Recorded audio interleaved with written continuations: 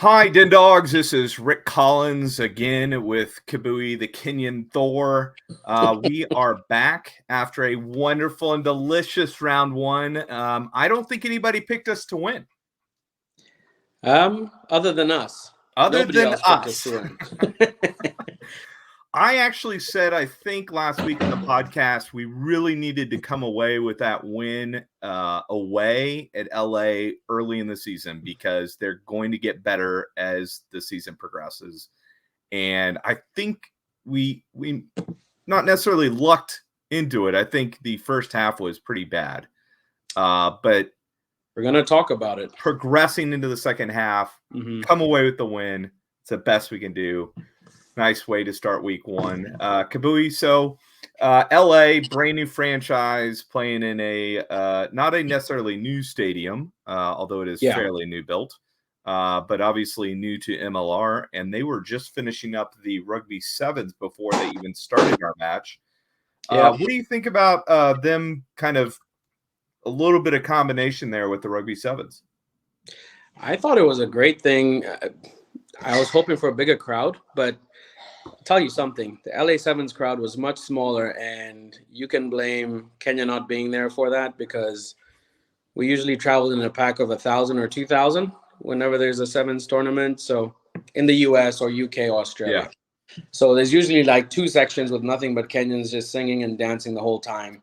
So I found that the Kenyans and the Fijians really travel hard for the seven sides and are the loudest fans in the stadium. Are huge in LA, so they were there anyway. They were there in their corner, and I just think I would have liked to have seen more people stay, but having watched sevens the whole day, those guys were probably burnt out and they just wanted to go home. Yeah. But I thought it was a nice incentive for you to maybe catch a game right after the sevens if you're not too tired. I thought it was a great incentive. Yeah, especially since most people look, I've been to the Vegas Sevens multiple times, Los Angeles once. People don't really show up on the last day at 8 a.m., 9 a.m. when they open up and get going. It's really people start showing up about 1 or 2 when they get around to about quarterfinals time and the big teams are going at it. I wonder if the big teams not being in the last round lost a lot of fans as well, because the Final Four did not have any of the big names. And I wonder if that hurt some of that attendance as well. It may have hurt the attendance, but I think it's great for the overall game. The quality across the board it's so high right now. On a private chat, there's a separate chat that I'm on with the Kenya Exiles, who is seven side that have played across the country from the early 2000s. So we were chatting, and on Friday night, I was like, Spain are a problem, guys. Spain looked like they're a problem. You got a little voyeur there in the background. Oh, we're going to just go ahead and read. Don't worry about Kumon. So let's get to the match that we care about. And that is the Dallas Jackals versus RFC LA. What are they calling themselves? Is it RFC LA? I keep calling them that. I don't think that's correct. LARFC, whatever. So I'm going to jump right in and just say we have played our one get out of jail free card. We should take it because absolutely that first half could have been 30. Easy. They left like maybe 2 or 3 tries out there. And I think a better team, hint, hint, wink, wink, the team coming in this weekend is not going to let those go by. They're going to punish you 100%. I think our kick chase was diabolical. It was. Oh, my God. Like, you've had 2 seasons to address your core issues, and it's still being hoisted too far. We literally named that, I would say, on 5 or 6 separate podcasts last year. We've talked about it in person. We talked about it at the matches, and it hasn't improved. Right. And the thing that I thought we were going to dominate in, which was the scrums, for some reason, Revol Pitt got suckered into, binding and crab walking. They've got a crafty front row that did the business there. She chucked the deuce. I saw. Just for the camera. Okay. And she's going to go around the other way. Okay. So anyway, Zana, bye-bye. All right. And I think Revol Pitt, for all his experience last season and the domination, him, Zeiss, and whichever hooker was in between them and the locking combo, For all that experience, he got suckered that whole first half. It was penalty after penalty. It was 20, 30, 40 yards penalty. And I just sat there incensed because the guy didn't figure it out. Yeah. And he's a pro. I expect him, an RG, and a good scrummager, to figure it out. Yeah. And, the place where I didn't think we're going to be as good in lineouts, our lineouts were 50-50 last season. Maybe a bit better towards the end of the season because there was. I don't think we lost a line out last night, did we? We were exemplary. Absolutely. Whoever's Perfect. running the calls, execution on the throws, execution on the lifts, the drive, and if it's working, we're gonna ride that horse as long as we possibly. I had several separate conversations where people were like, well, if that's all our offense is, I was like, if that's all our offense is, and we can do it, I don't care. It's points. Exactly. Those are easy points. Let's not get into this, wild trying to go all the way across the field and having a fullback slotting in and trying to wing the ball around. If we can kick it to the corner every time and maul it in, why wouldn't we do that? Yeah. I mean, it basically was the baseline for the cards that gave us the momentum on the shift, right? Yep. If we have a tool that's going to have one or two guys off the field for the given match, you take those advantages where you get them, right? Absolutely. You make your luck from your advantage, right? So, in your opinion, Scrum, despite Pitt's kind of struggles in the first half dealing with his opposite, I thought it was fine. I didn't see any holes in it. There was no issue with the power. The issue is, as a front row, there's all sorts of shenanigans going on. You bind here, you kind of pull here, you're drifting here, you're driving under the chest, and then he's probably trying to compensate. Then if I take 2 steps this way, we're wheeling this way, and then the second the first penalty goes against you, it's in the referee's mind. Yep. And that was his mistake, is he should have just gone for, just basic hold the scrum up and try to win the push, right? Pushing forward, yeah. Exactly. So I think the scrum will be fine going forward. They should be able to just fix that. LA, we'll talk about San Diego, but I think that we have enough in that pack to just hold our own with the scrums. We look like we have a function in line out. We look like we have a really good, maul going. So I don't care if it's ugly. If you have to win ugly and that's the only way you know how, that's what you got to do. Yeah. And so the second half, we brought on before the second half even started, our backup scrum half, because Imhoff got injured in, I think, at 36th minute. I've liked what Imhoff has done. He's kept some continuity in the back line, and he moves the ball, I would say, easy, makes good decisions most of the time. But man, and the one thing we talked about last year was it's always just slow. It's like a step slow.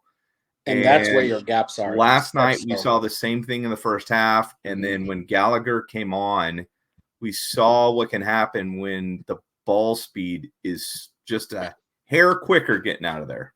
And you could tell he was a little nervous when he came on, but once he settled down.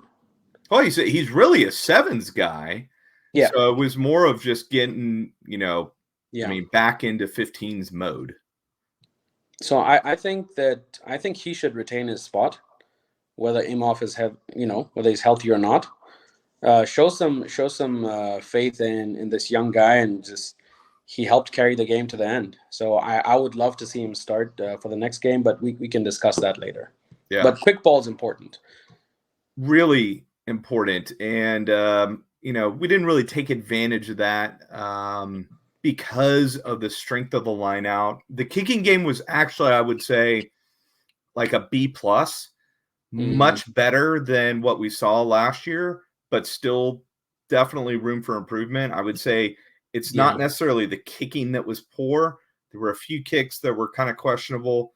But overall, I would say the kicking was good. And it's what we talked about. It's the chase. It's actually the connection between the kicker and the players running onto the ball. And if you're not going to get there, you need to be in a line together, right? The whole jagged edge. We left multiple times. We left huge gaps. There was one where we kicked deep. Yeah. We left a huge gap on the right side, and it was like a forward and maybe the fullback Nas over there. I mean, I mean, anybody was nightmare stuff. You're a fullback.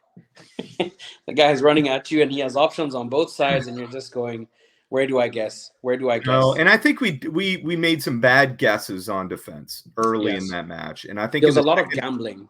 That's what I don't lots like. of gambling. And the second half, you saw much more solid defense. Yes, the offense was much more direct in what they were going to do, and were very functional in doing that. Would you put that down to just being bland nervous? to me? It just looks bland. Yeah. But hey, look, a win's a win. We ended it with a drop goal, which we hadn't seen quite yet, and from the Jackals. It's a fun way to win, I guess. Yeah. But it wasn't the most beautiful kick in the world. You don't really want a spinner on a drop goal. It went over. That's all. It goes through. So great win, 32-29 over RFC LA. No, is that right? RFC LA? LARFC. You're close. LARFC. You're gonna get it on every single time. Okay. Some point I'll get it. It's an acorn head. So my prediction was 29-26. So I was off by 3 points. Woo! You almost had it. So I was way off. I had the score much lower. I didn't think you had a low score. Yeah. Up in so much. Okay, so transitioning to this upcoming weekend. We've got Jackals playing at home. So first home match. It looks like it's gonna be beautiful rugby weather, around 60, 65 degrees. Perfect. No clouds in the sky from what I've gotten from Weathercast. So it's going to be a beautiful day for rugby. Maybe bring out a light jacket in the morning or earlier as we begin the tailgate, and you'll definitely shed it by game time. I mean, you can't ask for more. We had some awful weather games the last couple of years early in the season, and it looks like it's going to be a beauty this weekend, despite the weather that's currently outside right now. It's raining right here too, but yeah, I think it's going to be a beautiful day. So San Diego, dry running rugby. What do you think San Diego's going to come in and decide is going to be their shooter's punch in this one? I'm concerned. Not gonna lie. They walked out of. They lost the game pretty late in the game to Seattle. They're gonna be pissed off about that. They're gonna come in hot. This is a team that's played together. I'm expecting to see almost all of them. Yeah, I'm expecting to see 40 plus from them on the scoreboard. Oof, I hope it's not 40 plus. I do have them in the high. I want to be positive. If we lapse, here's the thing: if we lapse for even like 20 minutes in the game, that's the side that'll run up 4 or 5 tries in 20 minutes, right? They are going to take advantage of those opportunities that LA. They will run that score up. They will not. They will punish you. They'll be ruthless, and their pack is solid. 1 through 8 plus the bench. The bench has some heat coming off of it. Yeah. No matter who they start, no matter who they bring on. No, they don't even have. They're probably not going to start Gittel. I mean, after Henderson's performance, they don't need him. He's a luxury right now. They can just kind of let him get up. If Henderson gets injured, if Mananu gets injured, they could just throw him in. Any of those spots. I think it's going to be ugly. We're going to have to be dialed in for the whole game. In the first half, we've got to be within 10 points by halftime to stay in this game. I think if they get up by 13, 14 at halftime, it may be over. If they're up, I'll say that if they're up over maybe 10 points at halftime, that third quarter, it's over. They're going to come out and just punish us. Well, and I don't know. Maybe the coaching changes that they made in LA will be effective as well and against San Diego, and we're playing at home, first home game. Maybe we come out with a little extra energy. So I don't think it's going to be a huge blowout. I don't think we're going to see any of those games like we had last year where we got blown out by 40, 50. I don't think it's going to be a blowout, but I think they're going to put up points. Yeah. I think we're going to put up points too. My guess is 33-20. Okay.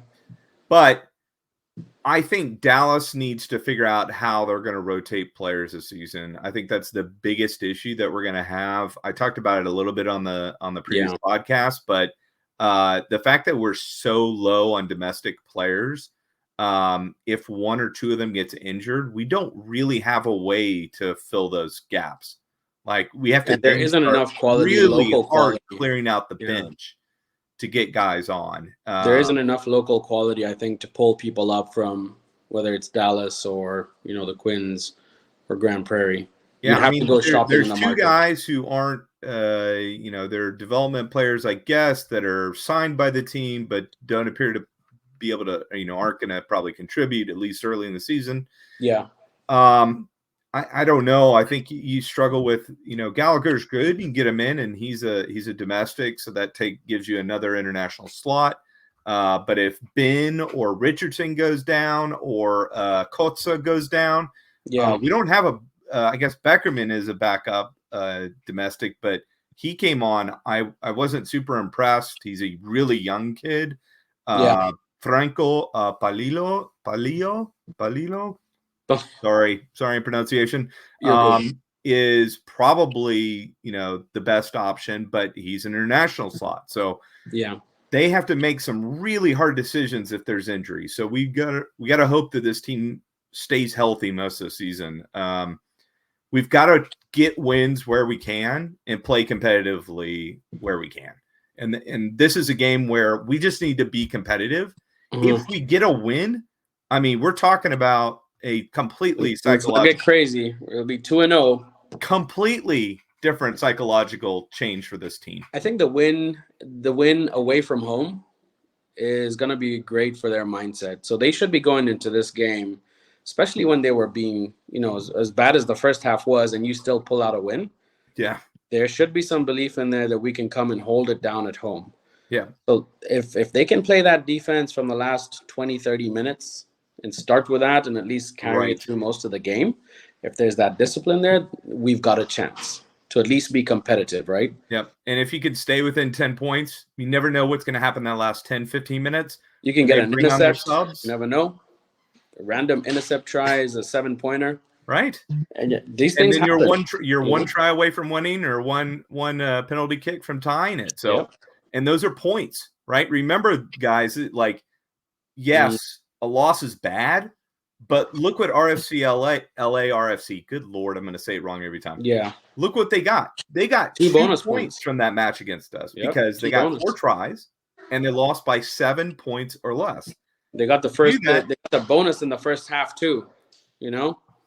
So if we can get that bonus early, then at least we're getting points out of the match. Those points are what we look at in the standings late in the season to determine who makes the playoffs and who doesn't. So I think those points would be really huge. I think taking points wherever you can, be within 7. We were so competitive last season. We lost maybe 4 games right at the death, less than 5 points. Yeah. So I'm expecting us to pick up bonus points, not even in just the losses, like with the tries. I'm expecting the team to pick up some bonus points. And if the maul is the way we do it, the maul is the way we do it. We're going to go circa mid-2000 South African rugby. We're just going to maul that thing and we're going to get our tries. 50 meters? Why not? Yeah. If you can do it, do it. Yeah. So I want to look at the lineup real quick. What we had starting last week, and maybe if you think we need to make some changes going into this week. So last week we had Zeiss and Pitt at props. Zeiss at loose head and Pitt at tight head. Liam Murray and Kyle Steves came on for them. Then at hooker, Kotza started. I luckily had him on my fantasy team. Helped me win this week. Amazing. He had a hat trick. So you're not going to make a change there unless he's injured. Yeah. I mean, he's the best option we have. Thomas Beckerman and Horchata. So the problem is that Horchata would take up international slot. So Beckerman has been on the 23 as the backup hooker. I think we'd prefer to have Horchata at the backup hooker, but international slots, we've got to figure out how that works. And this is It's tough for this team because there's so many Argentinians that are, then the coach really has good. to decide if he's going to give up someone on the back line, you know, and then play your second best hooker, right? Yep. So these are decisions that he has to make, tactical, and it's a long season. And typically, everybody's going to need front minutes. row does get subbed during the match. You very rarely have anybody on the front row go a full 80. So you want to have the one guy I would say you need there. to keep playing a full 80, because when he comes off, when he's not on, you can instantly tell, not just in the scrums. It's like he does work in the loose and and the breakdown and stuff. Speaking of guys who go 80, Lucas Burns, Sam Gola, Hunger may or may not have made it to Dallas yet. He's a Canadian domestic. Yeah. So, and a big guy, but he's young. I don't know that he's going to get a ton of looks at lock. We really don't have any backup locks. We're probably the lightest on lock of any team in MLR, maybe besides NOLA, but NOLA has 2 or 3 flankers / 8-men who can play lock. We don't have played lock as well. We had Boyson locking last season, and he's like an out and out 8th man. So bad news in that situation. Okay, so loose floor. I think you keep the 15 the way it ended, or at least the way it was through the beginning of the second half. Yeah. And then if you're going to swap someone out, maybe someone on the wing if there's a bit more speed. Because we're just lacking. That's one of the things we've talked about multiple times is we wish this team had more of like a game-breaking wing. We saw Fido being available in that draft and thinking, woo, let's get him. That's perfect. Put him out on the wing with this team. Just get him the dang ball. Yeah. So I think you start with that side that started the second half. Yeah. And then, ride the wave. That's it. So one of the interesting ones was having Marquez Fulao starting. I really thought it would be Torres. But, I mean, he must be just practicing. He must be lights out in practice. The coach must like something. Got to be it. For a rookie to start, you would think he has to be because they're both domestic. Either one, I think, starting and the other on the bench, very comparable players physically. Yeah. So I'm kind of he didn't stand out either way. Fine with either one. So and maybe they're just going to be switching, every other game. I wouldn't be surprised if Damon starts the next game. Yeah, I wouldn't be surprised if it's one of those where one goes 60 and the next game comes off the bench for 20. Why not? It's a good way to save legs, especially on that. That's the only way you're going to know whether he's a proper fetcher or not. Who's the better fetcher? Who's the better link guy? You got to give them minutes. So, and a surprise for me was Miguel Agut coming off the bench. We didn't get to really see enough of him to really get an idea. So I told you I missed the last 15 minutes of the game because I blacked out. I came in for like the last 15 minutes. And the game. Half of that time was guys standing around waiting for a scrum to happen and for a light out to happen. So there wasn't a whole lot of action to really see a lot of the reserves come in and make a difference. So really all I'm thinking about is, who's really should be starting. Cam always comes on and, makes some sort of difference, but still a young guy.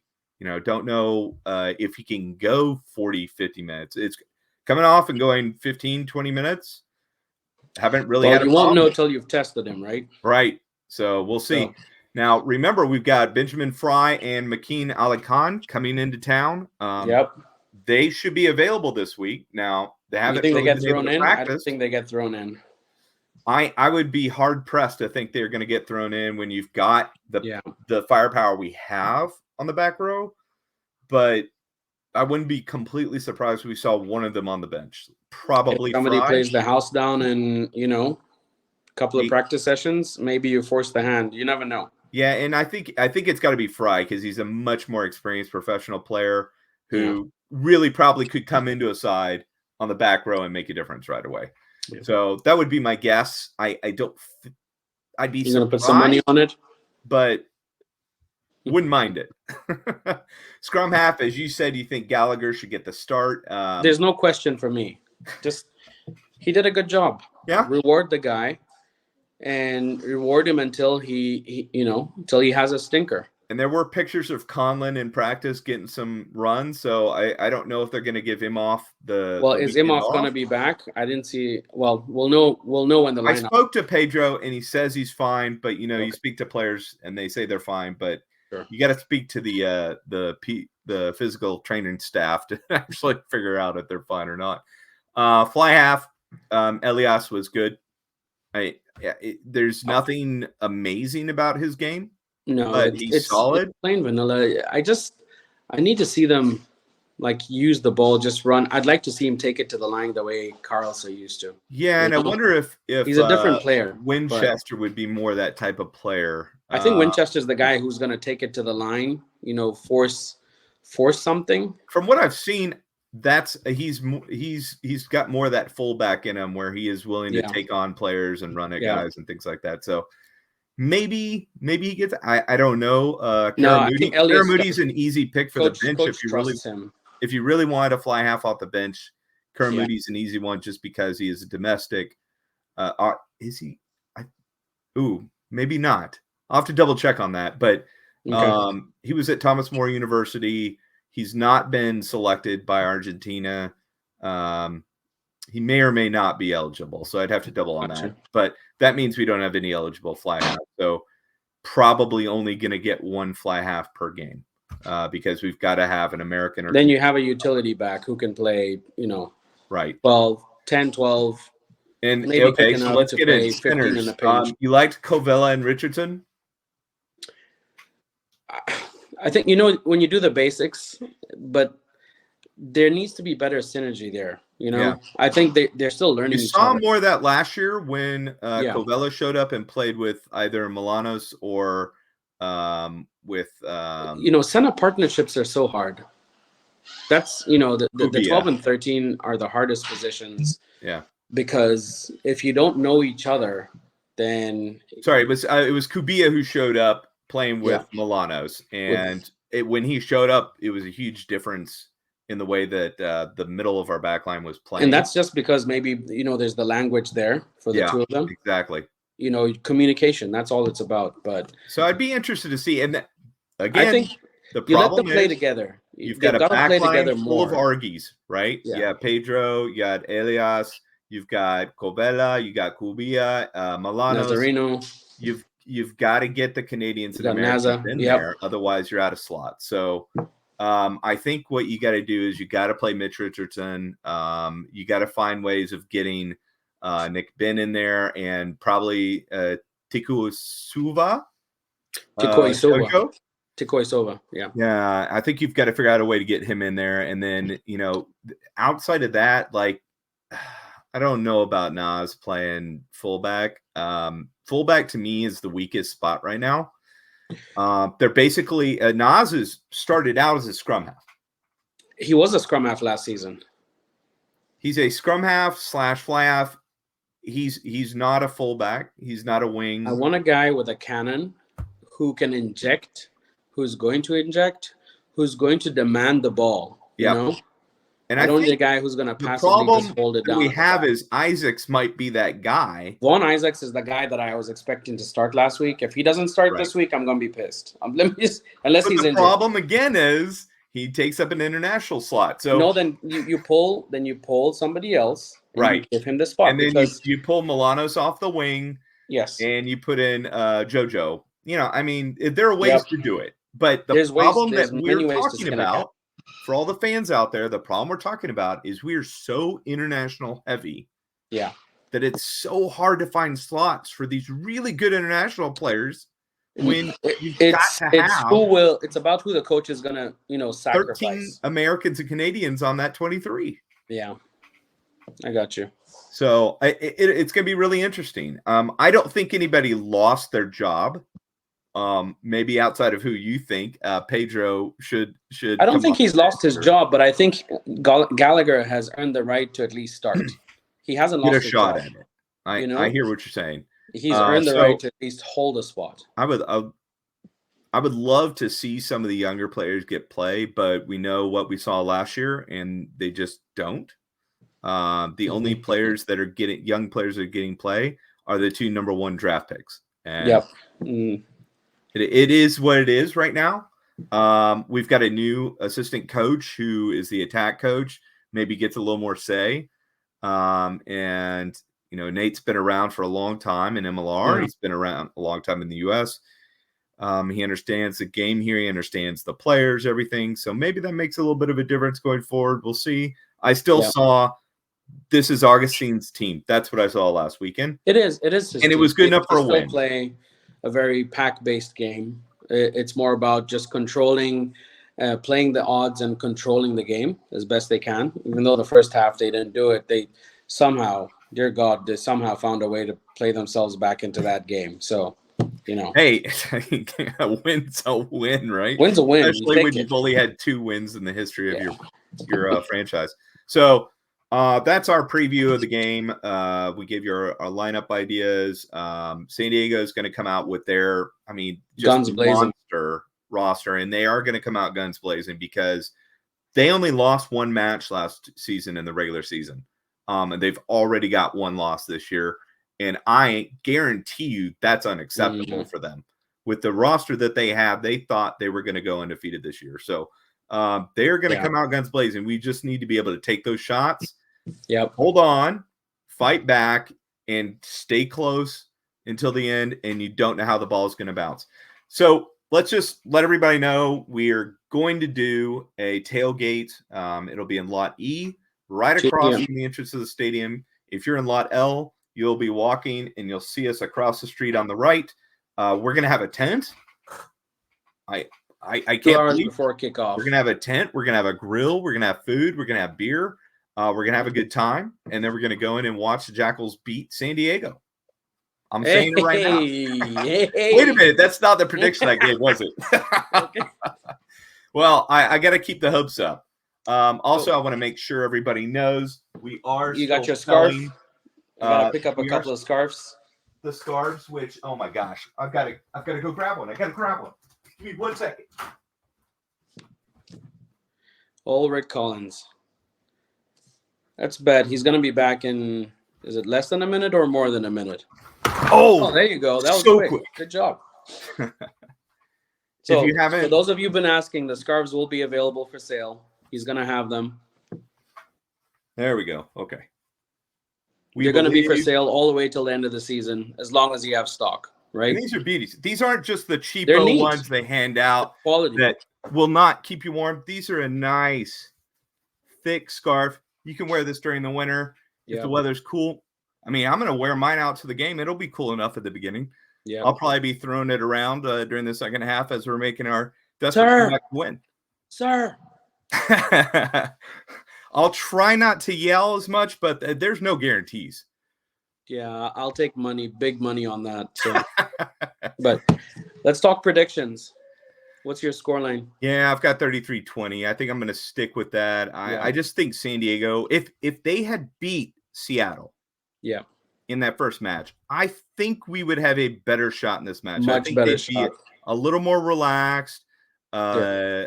Maybe they'd go, you know what? We could probably rest a couple guys, right? No problem. Even if it's close, whatever, not a big deal. But I think taking that loss with all their big boys out there, except for Giteau, they've got to come out firing. They're going to come out with their best lineup, and they're going to expect to get 50. I don't think they'll get 50, but they're going to come out and expect to do it.